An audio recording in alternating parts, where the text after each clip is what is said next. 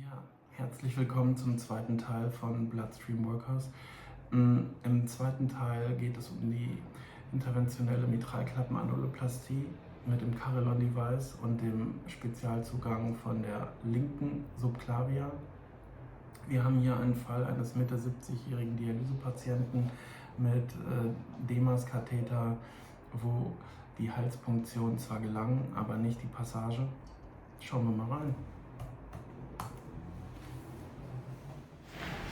Hier in der Fluoroskopie ist gut zu erkennen, wie der Demas-Katheter mit steiler Biegung Richtung Vorhof geht. Oben sind Drähte zu erkennen, die über die Jugularvene vorgebracht, aber nicht passieren können. Am Demas-Katheter zeigt sich ein Widerstand und die Wire machen atypische Bewegungen, sodass recht schnell klar war, eine Passage wird hier nicht gelingen. Der Patient hat dann nach Aufklärung und Einwilligung eingewilligt, dass wir hier eine Strategieänderung vornehmen, und wir entschieden uns dann für den Vena subclavia Zugang links. Hier sieht man die Skizze, man hat einen schönen Eintrittswinkel, der Draht läuft extremst gut, ein bisschen steiler rein, aber die Schleuse sollte gut zu platzieren sein.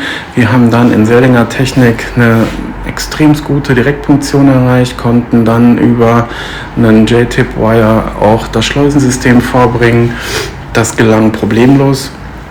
Fluoroskopisch konnte auch direkt ein Pneumothorax ausgeschlossen werden, was sehr praktisch war.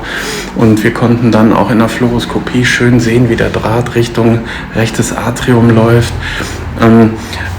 Auffällig hier: Es gibt ein kleines Problem mit dem Eintrittswinkel, sodass wir am Ende den Katheter wechseln mussten, den Inlay-Katheter. Das Setting im Labor ist aufwendig, man baut alles um, der ganze Tross zieht nach links, man sieht am Ende sich halb im C-Bogen stehen, schaut durch den Detektor, ist aber auch eine Eigenheit des hiesigen Labors, weil der C-Bogen nicht umgelenkt werden konnte. Am Ende gewöhnt man sich dran und mit Monitorverschiebung gute Sicht. Der Eintrittswinkel des Delivery-Katheters ist in Kombination mit dem MPR1 in 90% der Fälle gut.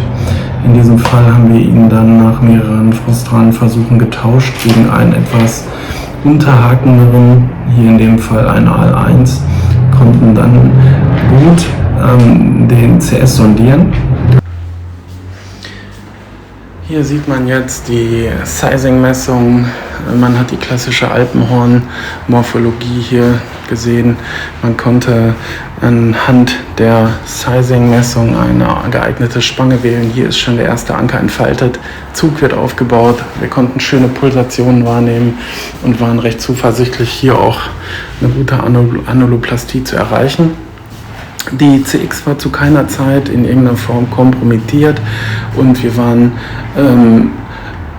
auf dem Weg, die Spange auch abzusetzen. Hier sieht man nochmal das Setting mit dem umgebauten Labor. Wir haben im Endeffekt eine gute Sicht auf den Monitor.